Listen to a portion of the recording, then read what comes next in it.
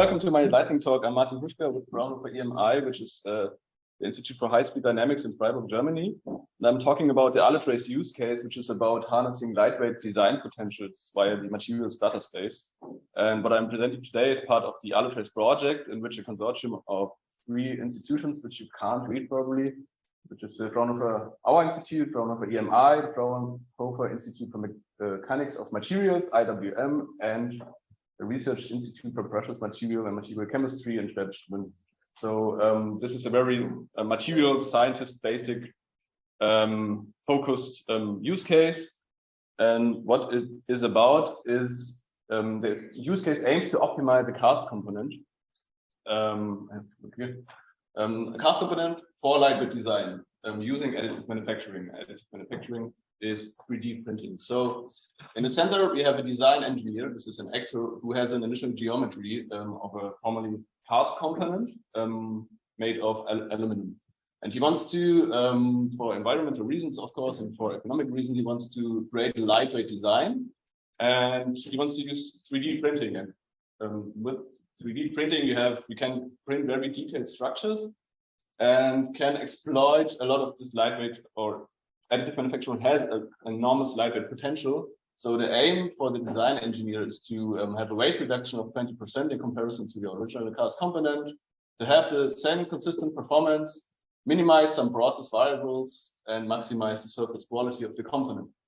So since we have such an enormous lightweight potential with additive manufacturing, we can't use just non-specific data from databases on the internet. So the idea is that you really need to have very specific detailed data on the actual machine you want to print the design on. So the design engineer really needs data from other actors. In this case, he wants to use so-called process-specific topology optimization to do this lightweight design optimization. And here he needs to have the data on the actual machines from the additive manufacturing, from the 3D printing machines. So he needs process data from different operators, and he also needs material data for the material that results from the 3D printers. So he needs data from different actors, and this is why we implemented the materials data space. And he will have in the end an automatic algorithm to create this design, and this automatic algorithm, of course, should automatically access the data, retrieve the data, and link the data and analyze it. For this purpose, we created a data space architecture that is based on the IDS reference architecture model, which was mentioned earlier this morning. And what we did basically is we took those actors and assigned IDS roles to them. So as you can see on the left-hand side, we assigned the roles for those 3 actors of data owner, since they provide data. And the data owner then authorizes the data provider, which is another role, to exchange this data with the next role, data consumer. So in the IDS reference architecture model, you exchange data always only between data provider and data consumer. In this case, our data consumer is, of course, the design engineer who wants to consume the data from the data providers. And in the end, also the design engineer is data user that uses the data. As it was mentioned before, this is, of course, also a specific type of peer-to-peer network. You always exchange the data in between 2 parties. You never upload something to the cloud in this case.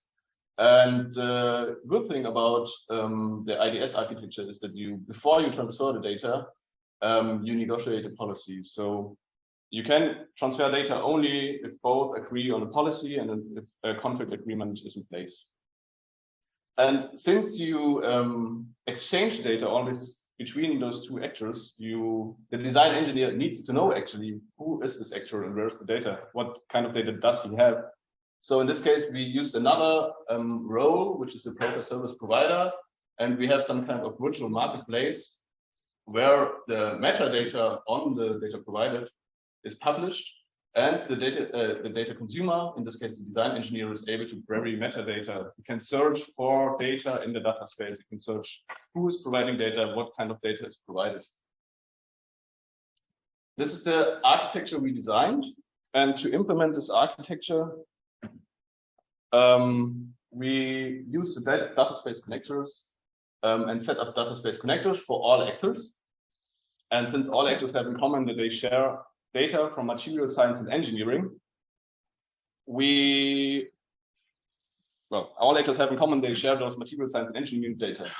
And we implemented here for the very first time, we implemented the materials data space, which is an initiative founded, this is wrong on the slides, it's not funded, but founded in 2015 by a consortium of Fraunhofer institutions that have as focus materials. And the aim of this materials data space is to cross-institutional data sharing along the entire value chain of materials science and engineering data. So far, although it was founded in 2015, there was no actual implementation of this materials data space. And with this use case, we created the very first implementation of it. So what did we do? We used the data space connector. For every data provider and every data consumer in this data space or in this data space architecture, we set up data space connectors, which are software components to integrate existing softwares into the IDS data system. So on the data provider side, we had as data source, we had triple stores on which we have knowledge graphs, which are metadata on our actual data. And on the data consumer side, in this case, we had this algorithm for the topology optimization. And the internal system, this algorithm, then we implemented also data space interface, especially for this algorithm that then creates Sparkle queries, and the Sparkle queries will be sent to this data source, and over the data space connectors, the answer from the Sparkle query is then sent to this algorithm that then can create the lightweight design. Other IDS components that we used were metadata broker, as mentioned, for a virtual marketplace for so the design engineer can search for data. Also, an IDS identity provider for the certification process where it was used, and also the IDS clearinghouse, which logs contract agreements and the data usage. This is how we implemented the materials data space. And although we have the data space, we also need to talk about the semantic interoperability of the data itself.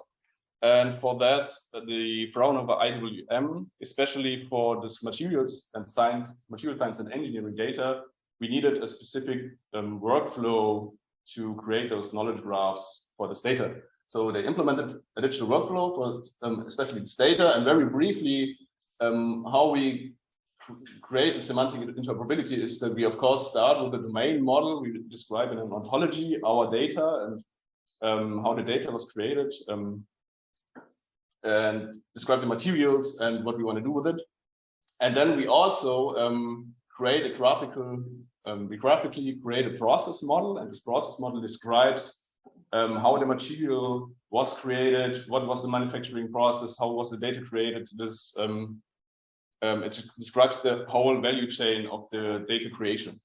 And this is kind of a template for the knowledge graphs in the end. And with this graphical process model, or to this graphical process model, we map the actual raw data. And then what we get is a knowledge graph. And this knowledge graph is the actual metadata on our materials data. And the metadata, the knowledge graph, doesn't only describe what is in the data, but it also links. It links to the data. It tells where the actual raw data is located.